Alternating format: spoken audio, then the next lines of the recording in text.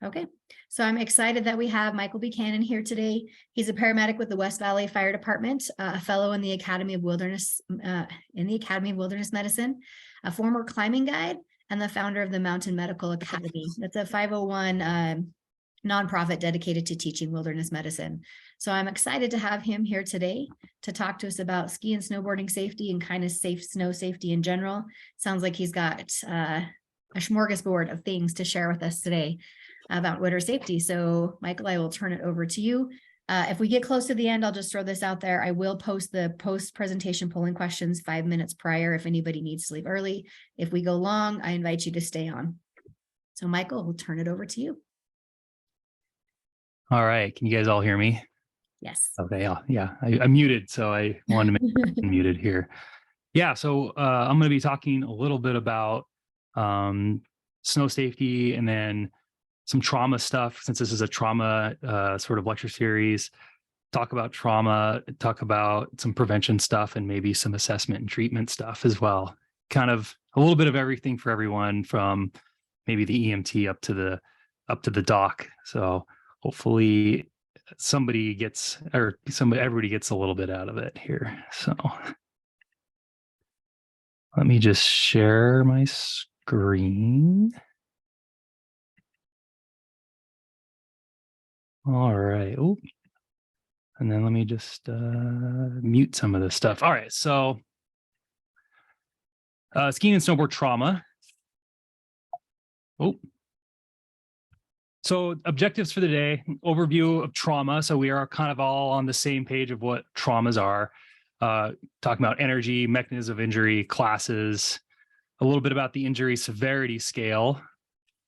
We'll talk a little bit about statistics of Utah ski, snowboard trauma, assessment and treatment of common traumas, and a little bit more advanced, but an overview of the trauma triad and diamond right at the end, just when everybody's ready to fall asleep. We'll get to some really more technical stuff. I'll try to keep statistics out of it a little bit because I find them be interesting, but during presentations like this, it can be kind of boring, throwing out a bunch of numbers. So trauma, just so everyone's on the same page, a physical injury that results from the rapid dissipation of energy. Mechanism of injury is the method by which that energy is transferred from the environment to the body. This is the kinetic energy equation. I put it up here because it's important to realize that when you talk about mechanism of injury and energy, if we look through this, kinetic energy is equal to mass over 2 multiplied by velocity squared. The only reason I put this on is just so everybody realizes that velocity has a 4 times greater significance towards trauma than mass due to this kinetic energy. So mass actually, it plays an important role, but velocity is 4 times more important than mass in energy, which is what trauma is. So we're going to quickly go through some videos of some ski injuries, and some, GoPro is awesome because you can film yourself getting hurt and then put it on YouTube for everyone to see. So I have a couple of these, and we're just going to kind of see that these sorts of ski injuries and snowboard injuries are, have a pretty high potential mechanism of injury here. So here's the first one.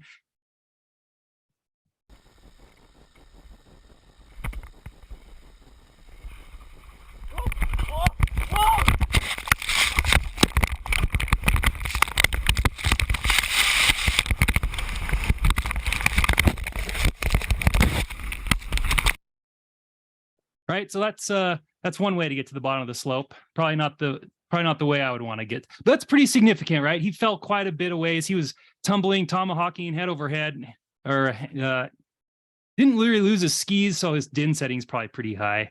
But you would expect, all sorts of injuries from that, right? You would expect extremity injuries, chest injuries, head injuries, and it's just kind of a gnarly one. Oh, here's another one. Actually, here's a series of like 2 or 3 of them. Some snowboard stuff, because snowboarders aren't immune. And, our ski slopes have all these types of you could access all this terrain. Like Snowbird Alta has all these sort of cliffy terrains that you can easily get to, right from the chairlift.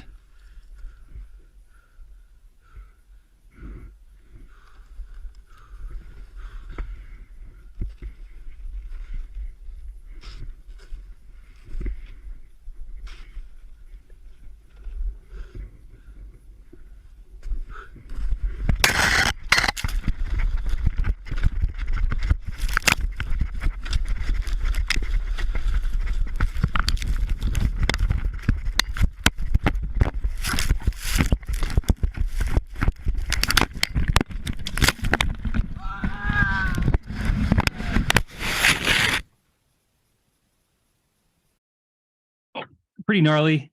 Let's see, there's another one after that. Actually, there's a few after that.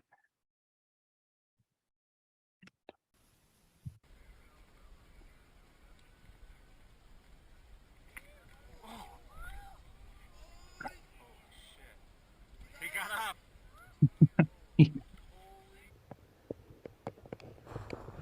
Oh, I'm scared.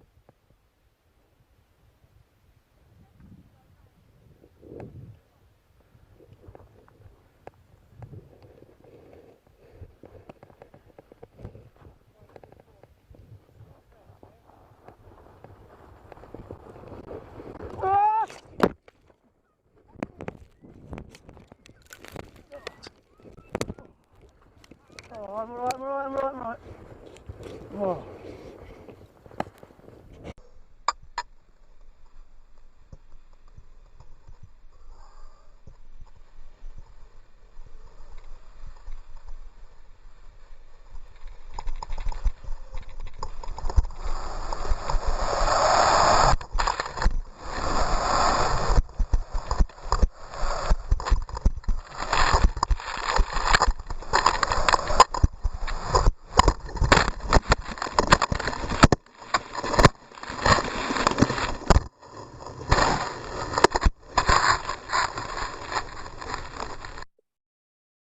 All right, and let's just do one more here. I'll play this one a couple times because it's at the first time you see it, it's a little hard to see what's going on. But look to the left on the tree line.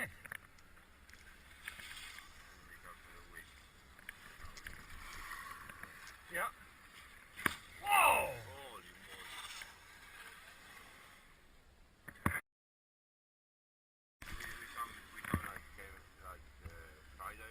Nice.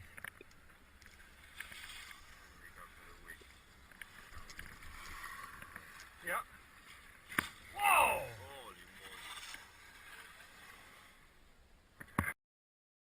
Yeah, so all those is a pretty significant mechanism of injury, right? And it's because of the velocity.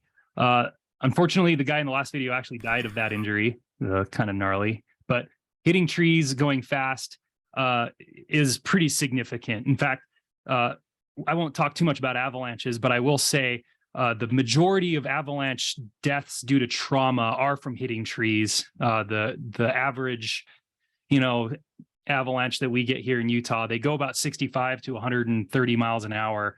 And if you hit a tree going that fast, there's really nothing that you can do. So different classes of trauma, right? We have blunt force trauma, penetrating trauma. Blunt force, body tissue is not penetrated by an external object. There's two types. There's shearing blunt force trauma and compression blunt force trauma. So some examples of shearing injuries, right? Like these are two examples that you might get from a motor vehicle crash, but could also occur during a ski injury. The first is sort of an aortic rupture. The heart kind of just hangs there in your thoracic cavity, and just sort of a sudden deceleration can cause your heart to move forward, ripping your aorta. Shearing injuries on your spleen, splenic locks are pretty common as well. And then things that aren't really thought about as much for shearing injuries, but the diffuse axonal injury for head injuries are a type of blunt force shearing injury that are pretty common. Here's a compression injury. This is from a bike accident. You can see a giant hematoma forming. This person fell off of her bike and hit a rock with her arm, and you can see that it's just her total upper arm, and it took a long time for that to heal. Probably got a bone bruise. Another type of blunt force compression trauma is this femur fracture that are pretty common in car accidents. You can see that it's pretty gnarly, right? It's a compound femur fracture. Penetrating trauma, disruption of the skin and underlying tissues in a small focused area. We always talk about gunshot wounds and stab wounds, but since we're talking about wilderness trauma, there's this ski instructor that happened in Aspen who got a impalation of a stick through his cheek, kind of gnarly. And so this is the sort of thing that as paramedics, EMTs, and ski patrol, obviously, they would just stabilize in place and let the doctors take care of this. You don't pull this out. And then here's some different type of penetrating trauma. These are 2 lacerations that were caused by a snowboard edge. So on the left is the back of the knee in the sort of the popliteal region. And it's a quite thick gash from a snowboard edge. And on the right is also from a snowboard edge, but of a different patient. And you can see it's his wrist, sort of forearm right below his wrist.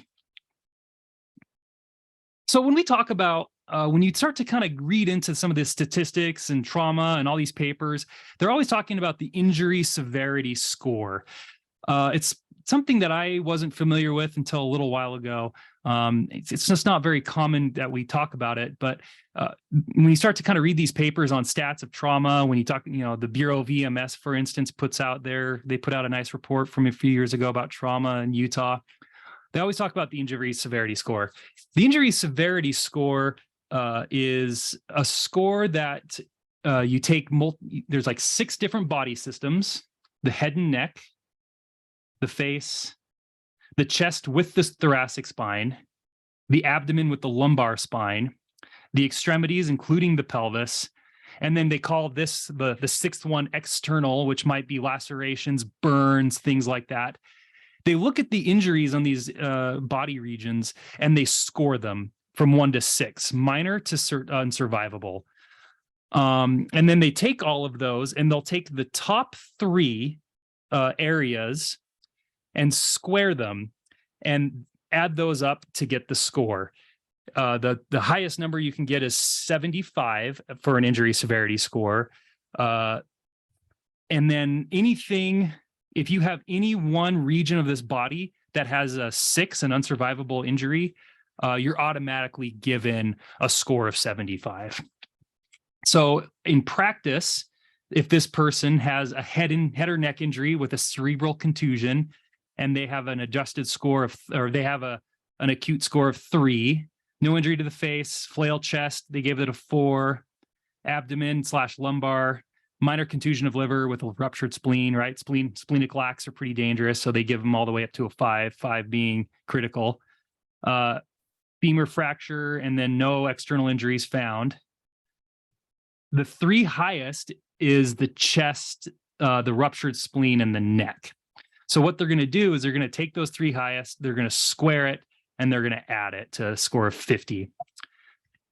And any ISS greater than 15 is major trauma. So when you look at these reports of statistics of trauma, as far as the state of Utah is concerned, all the trauma statistics are for anybody that has an ISS greater than 15, which is a major trauma, a major polytrauma. So let's talk about those stats real quick. This is this image is from the Utah Bureau of EMS. What it's showing is the average trauma incidents per 1,000 residents broken down by county. So if you look, I don't know what's going on here in Garfield County, but if you look in Summit County, it's the highest. They have the highest average trauma incidents per 1,000 residents, which is pretty interesting. If we look at it here, unintentional injuries are the leading cause of death and disability in Utah, and I think it's pretty much worldwide. As Jamie said earlier, motor vehicle accidents used to be the leading cause of death. Falls has since superseded that. I think I could be wrong, but World Health Organization, I think motor vehicle crashes are still the leading cause of death in the world. But Summit County is the leader in traumatic incidents in the state of Utah. You're 3 times more likely to have an unintentional injury in Summit County as per the surrounding counties. They have about 12.1 injuries per 1,000 people, 43.6 of those injuries are from falls. 60.6% of the injuries were at recreational areas, including ski resorts. They didn't really break down, ski resort or recreation injuries areas versus ski resorts versus reservoirs, things like that. But I would imagine the vast majority of them are ski resorts because the vast majority of them are falls and not like drownings, for instance. And breaking them down further, 58% were in-state residents, 27% were out-of-state residents, and 15% unknown, right? And so this shows that, you have two big major ski resorts that are out-of-town destinations right there in Summit County, that, when you have these ski resorts, you do have a higher incidence of unintentional injuries. So looking at a different paper, this was this is statistics from a paper written by a doctor at the University of Utah by the name of Scott McIntosh and others. It's a few years old now, but he kind of broke down the injury rates in ski resorts in Utah.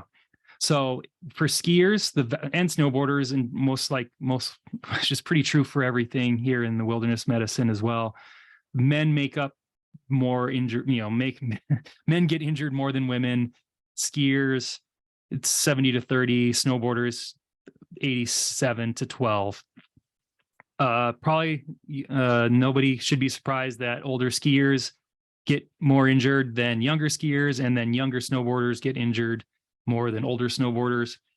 But looking down, for skiers, the vast majority of injuries are to the lower extremity, right? And we already kind of know that intuitively. ACL injuries, tib-fib fractures, and things like that are pretty common in skiers. Probably not as common in snowboarders. The head injuries in snowboarders and lower extremity injuries kind of tie almost. But with skiers, you can still get spine injuries, abdominal organ injuries as well, that are pretty high up there, 20%. And looking at hospitalizations for these groups of people, if you're a skier and you get injured, you're going to spend an average of 3.4 days in the hospital, sort of either on the floor or in the OR, whereas snowboarders will have about 2.4 days, but they'll be in some sort of an ICU. Interesting. I can't remember how old this paper. I think this paper is like maybe 5-10 years old now, but so they didn't have the recent skier deaths of the past couple of years, like obviously not this year, or the doctor that got killed at Snowbird a year ago, 2 years ago. But so in this paper, only one person, there was actually only one death that was inbounds in a resort, and it was a snowboarder, and he had died by a tension pneumothorax. So let's quickly go over the assessment and treatment here of common injuries for skiing. And I actually did common injuries that were more life-threatening. I'm not trying to talk too much about extremity injuries, because we intuitively know, a broken arm, you're going to splint it.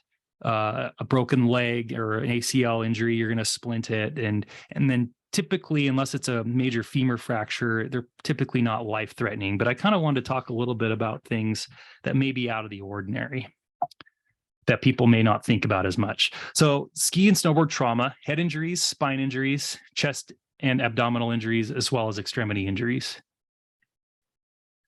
So a trauma assessment, right? A trauma can cause death pretty quickly if not found. Probably the most important thing to do is you're going to assess the head for deformation, bruising, bleeding, brain matter, contusions, jugular vein distension, tracheal deviation, and cerebral spinal fluid coming out of the ears, nose, and mouth. For the chest, we're going to assess for deformation, bruising, bleeding, paradoxical movement for sort of like a flail chest. We're going to check for lung sounds. Are they bilateral or not? Assessing the spine for step-offs, deviations, midline pain. And then I put pelvis in here as well, pelvis instability. So for head trauma, the typical signs and symptoms that we see for head trauma: loss of consciousness, decreased level of consciousness or disoriented, contusions, hematomas, raccoon eyes, bruising behind the ears, cerebral spinal fluid leaking. All those are ominous signs. So what do we do about head trauma? Well, we think about Cushing's triad. we can't measure ICP, in the field or even in the ER. You guys can't do that in the ER. I think they have to go to a neuro ICU for that. But when the MAP is greater than the ICP, the brain's no longer perfusing, and that's a problem. Cushing's triad is a late sign of brain herniation in the traumatic brain injury. Lowered heart rate, widening pulse pressure, or the systolic blood pressure going up with diastolic going down, and irregular respirations, right? That's like, if you see these things, you're starting to think of brainstem herniation. So what do we do about it? We can do permissive hypocapnia. It used to be called permissive hyperventilation, but I think that's now kind of gone out of favor because now we can measure end-tidal CO2 quite easily in the field. We do it all the time in West Valley. We bag these head trauma patients to a 30 to 35 millimeters of mercury end tidal. If you have a vent, if you're lucky enough to have a vent, the magic number is 32. It's a little bit easier to get that on a vent than if you're just hand bagging. Use of a hypertonic saline solution in West Valley, one of our ambulances has those. Our critical care ambulance has hypertonic saline solution, but your air meds and your life flights and whatnot will have that as well, or mannitol, or what you're going to want to do for head trauma. To prevent head trauma, helmets. I can't stress this enough. I think if we were to go back to those videos, you'll probably notice that some people were wearing helmets, some people weren't. Like the one in the very end where those dudes, where that guy hit the tree, the people filming on the chairlift weren't wearing a helmet.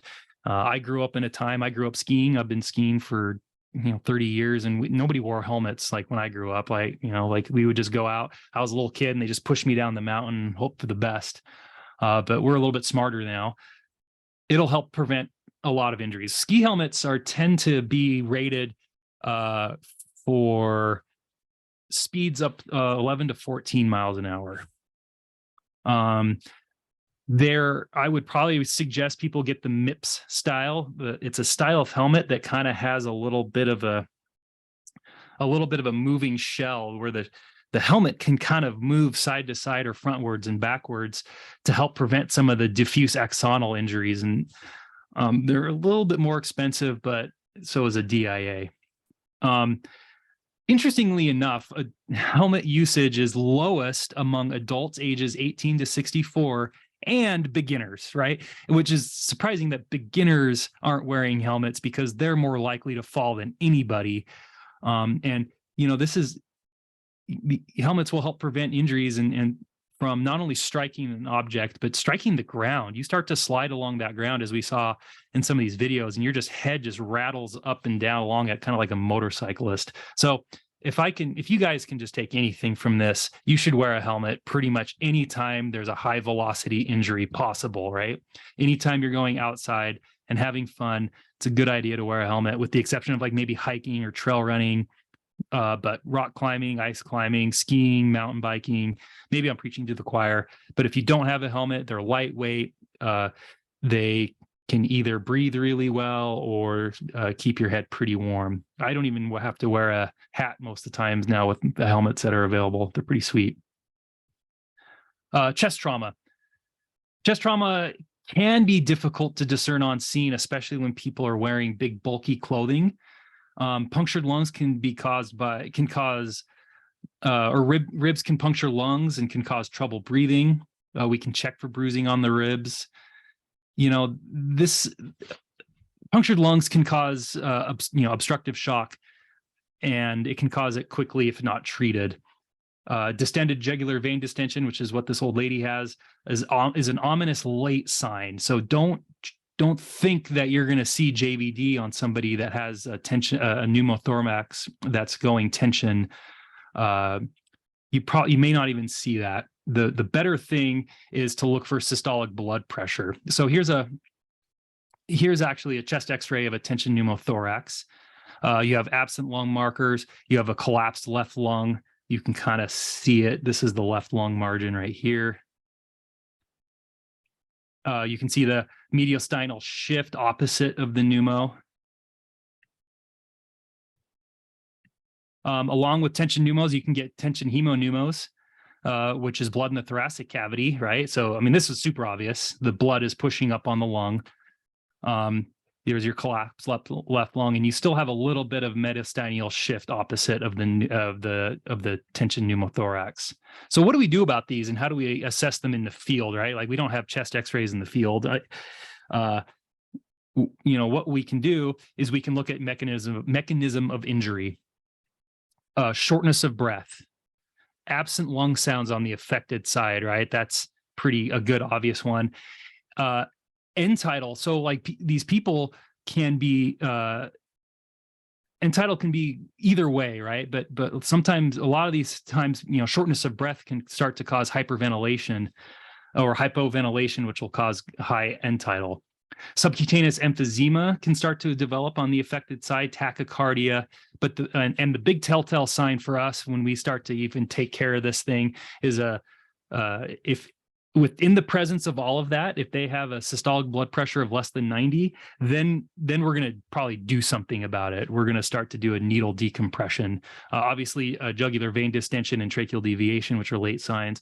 But if you have all of these things and they're perfusing all right, and their blood pressure is good, we tend to not, or you shouldn't do a needle decompression. I've heard of a lot of agencies out there who are doing a lot of needle decompressions unnecessarily. Cervical spine protection. And, there's not much you can do to protect against this. Chest injuries, they just happen. Cervical spine protection, there's 7 vertebrae between the skull and the torso. Ski and snowboarding possesses it's a severe mechanism of injury to your C-spine. So for any of these patients, you're going to really want to worry about C-spine injuries. And C-spine precautions should probably be followed for all patients that have a severe ski injury. Thinking about it, we're kind of there's been a shift away from doing C collars and backboarding everybody, or not backboarding everybody, but at least for the C-spine on these injuries, it's probably pretty important. But just remember that these sorts of things, especially in the ski patrol world, and people are wearing all these bundled up layers, that airway, breathing, circulation are a higher priority than cervical spine. Pelvis injuries are pretty common. And if you suspect a pelvis injury, that's a significant high velocity mechanism of injury. It takes quite a bit to break a pelvis for a young, healthy person. We see a lot of them a little bit in our older adult populations who take falls. This is a pretty gnarly ring fracture here on the left side. You can see it's broken kind of up here near the ilia, down here by the ball joint, kind of opposite of I think that's the trochanter. But one of the reasons that we worry about pelvis injuries is we're really worried about blood loss through the pelvis. It can cause massive internal bleeding. The pelvis with the abdomen can hold pretty much your entire blood volume. Most people's bodies hold 4 to 6 liters of blood, and it can all be stored right here. So for anybody, and I know AirMed, this is sort of AirMed's thing, and probably LifeFlight's as well. Anybody that has a high mechanism of injury, they're going to probably place a pelvic sling on. So here's a common pelvic sling. Most of the time, people put them on way too high. This is the one made by Sam. If you look at the arrows here on the top, you place them pretty low over the greater trochanters, right in the middle, and all. With these ones, you just pull and then they click. I think it's like they start to click at 110 PSI, which is kind of the recommendation to keep everything stable. You want to keep that pelvis as stable as possible. Here is just a CT scan of what that Sam pelvic sling kind of looks like, correctly placed. There's the buckle right over the greater trochanter. And you can see on the top here, that's the line of his pants, right? So if you're going by belt line and you're putting it over his belt line, unless they're low riding, it's probably the wrong place. So it's a good idea to palpate for the top of the femur here. Make sure you don't place it over the actual pelvic ring, or excuse me, over the ilium up here at the top. Treatment, you're going to place a pelvic binder, tape the feet together. When you tape the feet together for these pelvic binder patients, you help stabilize the pelvis just a little bit more. You kind of use the legs to keep the pelvis together, and you prevent the legs from popping them apart, as sort of, the legs can kind of leverage all that stuff apart. Consider TXA, consider pain meds. I like the fentanyl ketamine combo, 1-2 punch. And then these guys are going to a level 1, right? Pretty much they're going to get transferred to a level 1 at some point anyway, so you might as well take them there. Air ambulance is a pretty good way to go if you're in a ski area, but because they have such high MOI to create these things, other injuries should be suspected: tension pneumothorax, broken extremities, head injuries, things like that. Quickly go over the trauma triad diamond. The trauma triad. So if you guys don't know, if it's been a while, it's if you have severe blood loss, and this is internal and external blood loss, all these things can contribute to that worse, right? And then the newest, kind of more latest and greatest thing is the trauma diamond, which kind of takes into account hypocalcemia. So for those of you who aren't as aware, or it's been a while, coagulopathy, severe bleeding will just lead to a loss in coagulopathy products. And loss in coagulopathy products can lead to DIC, and all of that can lead to increased hemorrhage. Hypothermia. I'm a hypothermia Nazi. When I teach all my stuff in wilderness medicine, when I do my avalanche stuff, I teach everybody, right, rock climbing first aid, everything, prevent hypothermia. This is how people die after the fact. Low blood volume causes hypothermia. Blood gets shunted away from the tissues, which causes anaerobic metabolism, which will cause acidosis, which will further coagulopathy. It'll affect the liver's ability to metabolize the lactic acid, right? So then if your liver can't metabolize the lactic acid out, then your body's going to be more acidic. It reduces the kidney's ability to regulate the acid-base imbalance, and you'll get a left shift on the oxyhemoglobin dissociation curve.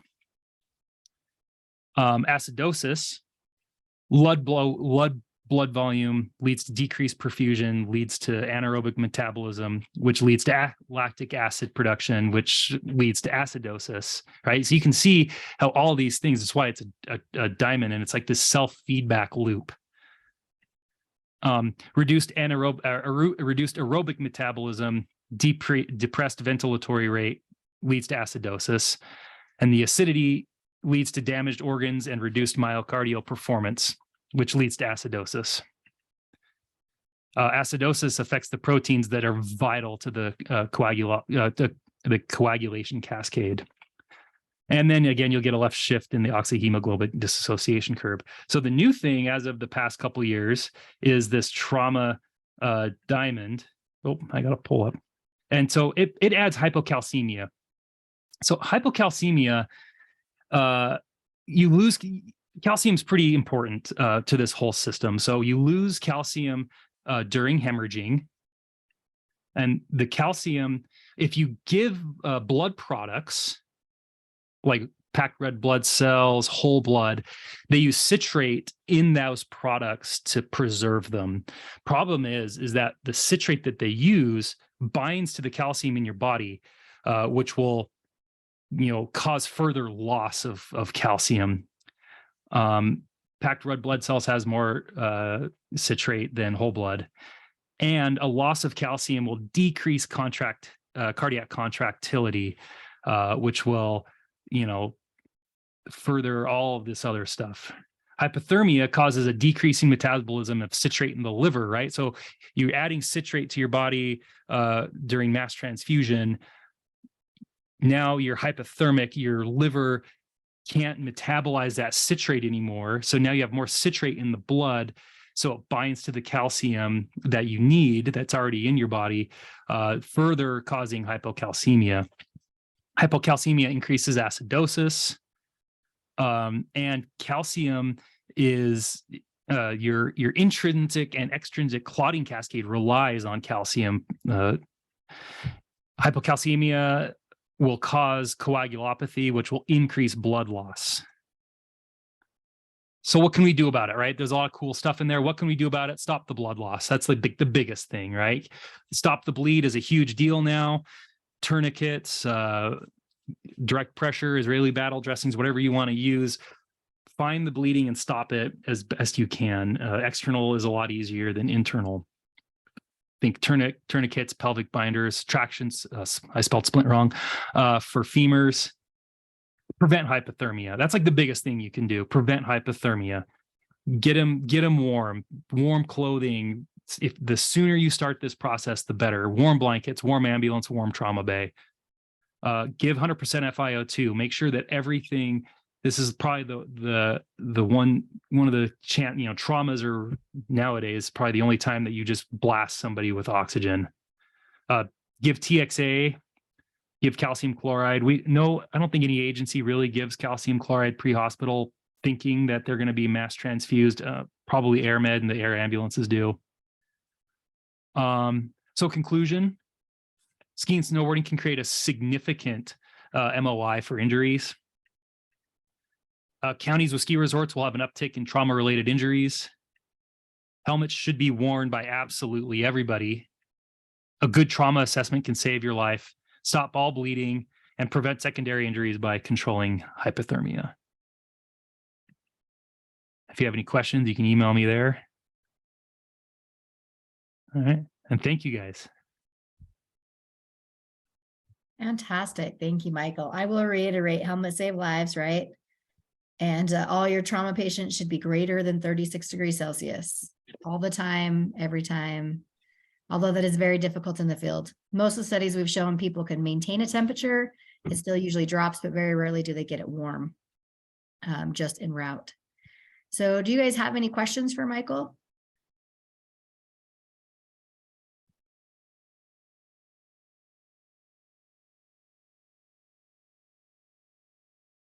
I'm going to launch our final poll for you guys. If you saw in the chat, I did put the link to our recordings for these series, and then the link to the firearm related injuries article that I talked about at the beginning as well.